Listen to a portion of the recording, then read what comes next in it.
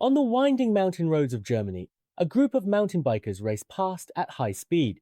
Led by their coach, they are cycling to a hotel 50 kilometers away. Craig is far ahead of the pack, so much so that the riders behind can't even see his shadow. Only the new member, Connor, can barely keep up, but a misjudgment of the road conditions causes him to fall behind once again. To this, Craig offers only a single mocking remark. All the way to the hotel, Craig is, unsurprisingly, the first to arrive again. His pride is written all over his face, and the other team members can only accept it.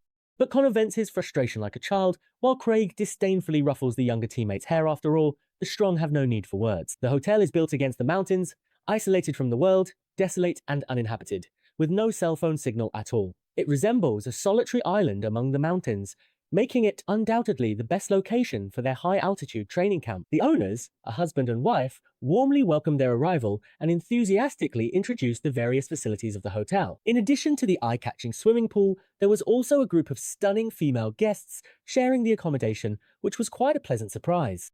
None of these young men ever expected to encounter such a pleasant surprise. As soon as they settled in, they wasted no time in throwing a pool party. Young men and women gathered here, spending their wonderful youth together. At night, the coach held a meeting with the team members by the bonfire. On the plateau, at an altitude of 4,000 meters, both explosive power and endurance can be greatly improved. But two unexpected guests interrupted the meeting. The topic of the coach's meeting quickly shifted from training plans to terrifying ghost stories. As expected, experience comes with age. The two beautiful women immediately wanted to spend the night with him. This left the team members both envious and flustered. Who needs to learn racing anymore? This is enough for them to remember for a lifetime. Early in the morning, Connor got up to tune his race car and ran into the innkeeper outside the hotel. The man was alone, looking anxious as he loaded a black bag and a shovel onto his pickup truck. After a quick greeting, he hurried off. It was hard not to let your imagination run wild at the sight, but Andrea's arrival immediately distracted him. She was Craig's girlfriend, and the rest of the team was also in the hotel lobby. The innkeeper and his wife were nowhere to be found, so they had to cook for themselves. The two women from last night planned to go hiking in the mountains today. At night, Andrea found Connor by the campfire. Craig was already asleep. You could imagine how exhausted the two of them were today, but Andrea wasn't sleepy at all and invited Connor to stay up with her to help adjust to the time difference. During their conversation, they were surprised to discover that they were actually from the same hometown. But more importantly, Andrea wanted to tell Connor that Craig was actually a really good person. Connor immediately lost interest in the conversation and quickly excused himself, saying he needed to rest. He really liked Andrea. How could someone like Craig possibly deserve her? But for now, training was still the top priority. On the mountain road in the early morning, training was in full swing. However, Craig unexpectedly tripped over a rock and fell. The leading team members, unwilling to disrupt their pace, went on ahead, leaving only Connor and two other teammates to stay behind and, together with the coach, help Craig into the car. A faint mountain mist lingered, as a crisis quietly unfolded in these mountains. The news was reporting a recent string of serial deaths. 28 people had died in just 24 hours. An initial speculation pointed to a serial killer. But before Andrea could even process her shock, Connor and the others helped Craig back to the hotel. The wound on his leg was horrifying, but the news about the killing spree was even more alarming. The coach immediately ordered all doors and windows to be locked and hurried off to retrieve the other team members still in the mountains. However, the two women who were hiking in the mountains were nowhere to be found. An inexplicable danger was already closing in on the two of them. The mountain fog grew thicker, but despite the coach's frantic search, he found nothing. The rest of the team had vanished without a trace, as if swallowed by the mountains. Back at the hotel, Andrea was tending to the battered Craig. The deep wound on the back of his neck was even more serious than the one on his leg. But what worried him more was the upcoming training and the rest of the season. But at least he still had Andrea by his side. Fortunately, Andrea was still there with him. When the girl from the party woke up, her friend beside her had already passed away. Before she could even be shocked by the gruesome state of her friend's body, her eyes fell upon something even more terrifying. A small, helpless figure vanished into the mist, accompanied by a wailing cry. The coach didn't sleep all night, contacting the German police to report the missing persons. A total of 6 team members were unaccounted for, which would be a big deal anywhere. But the news currently airing offered an even more terrifying explanation. There was no serial killer. The real culprit was a virus transmitted through the air.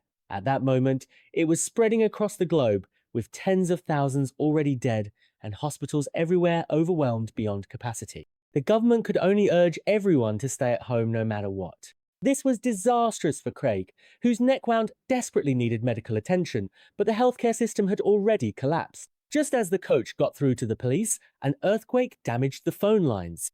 One crisis had barely passed before another began sudden. Urgent knocking at the door drew everyone's attention. It was the girl from last night. The coach immediately moved to open the door, but was stopped by several of the boys present. There was a high chance that this girl was already infected with the virus. If they let her in, everyone would die. At this point, she had run to the back door. Although Andrea insisted strongly on letting her in, the coach hesitated under the others' persuasion. But death would not give them any time. A strange mist rose and spread, and another earthquake struck. The coach took advantage of the chaos to open the door, but it was already too late. The young girl left only one sentence: "We were all going to die before dying right in front of everyone." After enduring so many sudden disasters, the coach's mind was on the verge of collapse. The two remaining team members weren't faring any better, and could only rely on alcohol for brief numbness. Even though Connor repeatedly asked them to go back inside, they simply ignored him. Craig wasn't doing well either. His wound had become infected and was attacking his immune system. All Andrea could do was help him replenish his electrolytes with water. But when the coach suddenly appeared behind the refrigerator door, Andrea was so startled that she screamed as if she had been possessed. Fortunately, Connor managed to snap her out of it in time, but things weren't so simple for the two people outside. A cloud of mist drifted up to the rooftop and, in a bizarre twist, took on a human shape behind one of them, launching a direct attack. Countless wisps of mist poured out from his mouth and nose. In an instant, it took her life. The other person tried to run but couldn't escape, running straight into a cloud of mist and losing his life as well. The mist, still in its original form, wasn't done yet and tried to go after the three people inside. But as if it had intelligence, it dissipated on its own after seeing the tightly shut doors and windows, leaving only the two bodies with eerie expressions lying where they fell. Time passed, days and nights alternated, and the missing team members never returned. Those who remained had already been laid to rest. Several weeks went by, and communication with the outside world was still cut off. On this isolated island deep in the mountains, loneliness became the most painful thing of all. Of course, Craig was an exception because the pain he felt was physical. Meanwhile, the coach had already descended into madness. His obsessive cleanliness took over, and he could only cope by constantly cleaning every nook and cranny of the house. Connor could only pretend to be composed, trying to get through this period with strict self-discipline. But as their food supplies dwindled, everyone had to consider their next move. Connor suggested foraging for food in the wild. After all, you have to rely on the mountains when you live by them. Andrea, however, suggested trying their luck at the neighbor's house. Craig and the coach immediately agreed, making it 3 votes to 1. No one present believed that Connor, the young man, could actually find anything to eat in the wild. With no other choice, Connor had to agree to the plan of going to the neighbor's house. Before they set out, Craig still left them with a word of hope, wishing the two a safe return home. Passing through the mountain mist, the two arrived at the wounded neighbor's house. The coach's inquiries yielded nothing, so they had no choice but to push the door open and enter, successfully finding a large amount of food in the kitchen. However, the owner of this house had no intention of welcoming them. He had been hiding in this house for many years, just to avoid something from the outside world. It wasn't the virus reported in the news, but something that was trying to take over and control all of humanity. In other words, to wipe out humans and establish a new world. The so-called earthquakes were merely the execution of this extinction plan. Though it all sounded alarmist, he had stored up 10 years' worth of food here. Now, he wasn't going anywhere, didn't trust anyone, and only wanted to look out for himself. With that, he raised his gun and threatened the two of them to leave immediately. But a sudden earthquake broke the deadlock. Taking advantage of the chaos, the coach rushed forward, wrestled with the homeowner, grabbed a stool, and killed him with a single blow.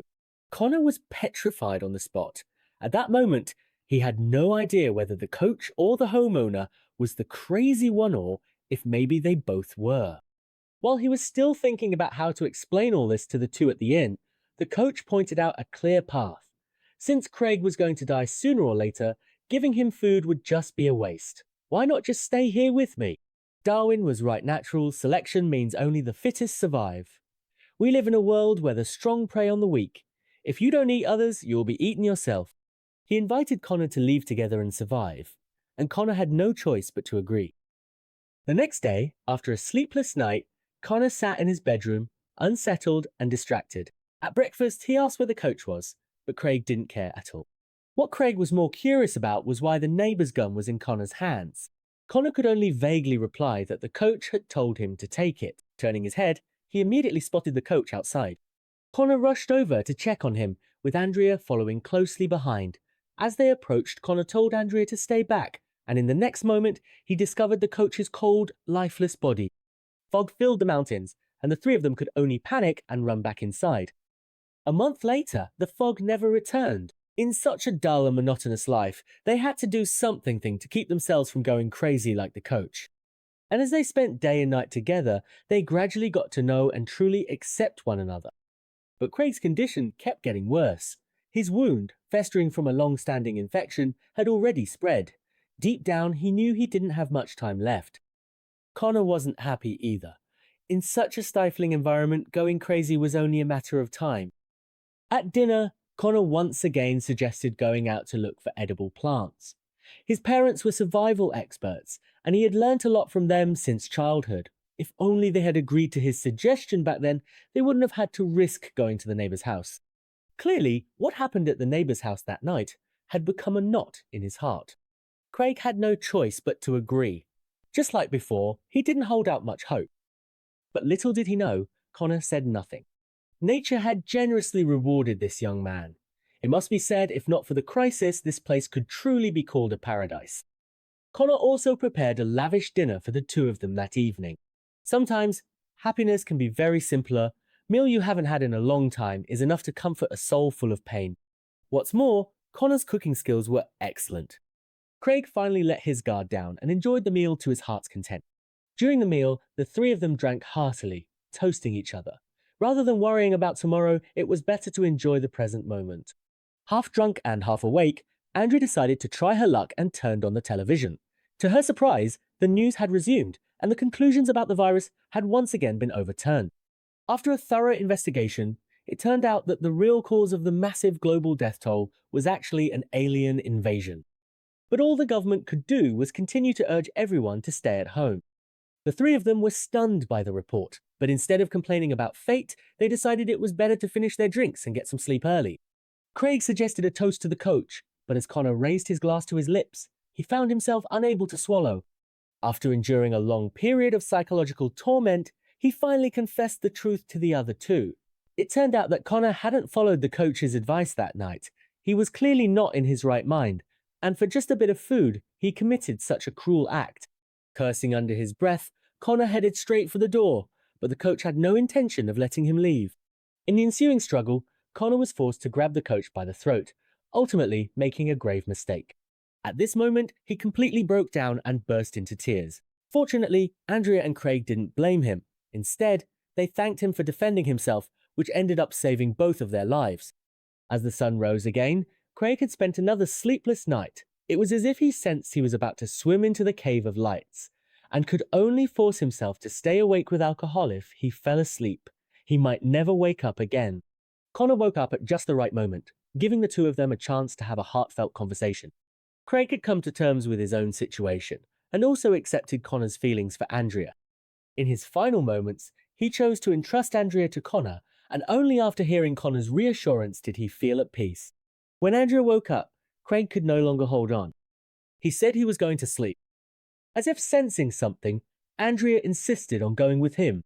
Looking at the rival who had always aspired to surpass him, Craig gave him a final message, the last words exchanged between the two in this life, which were also the very first words they spoke at the beginning of the film.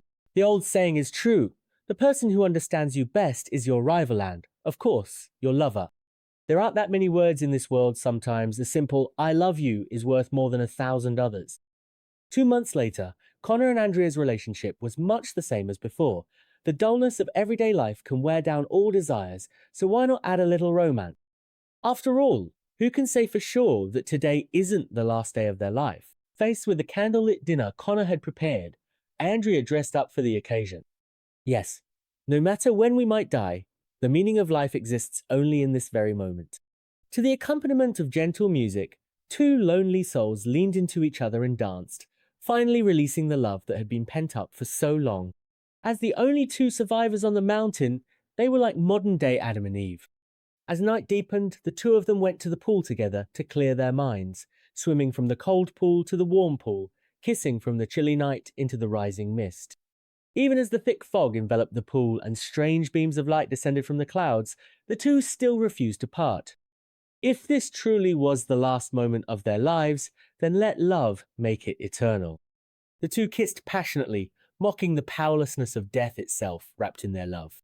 The beam from the alien UFO shone down on them, but vanished in an instant. As the thick fog dispersed, they survived. Bathed in the light, Connor sensed that these aliens were not as he had imagined. The UFOs were actually controlled by artificial intelligence, used to produce deadly poison, gas deploying it like a virus to spread panic among the population, and then carry out extermination. It was precisely because the world had been consumed by AI technology that it began to see humanity as a threat and decided to implement a plan to wipe out humans. As for why the two of them survived, Connor didn't know either. Perhaps there was only one explanation. Love can conquer 11 UFOs are no exception. The news footage lit up once again. The invasion was over, and many people had survived amidst the ruins around the world. As for the exact cause of this incident, there was still no definitive answer. Only the sudden collapse of the studio signaled that everything was not yet over.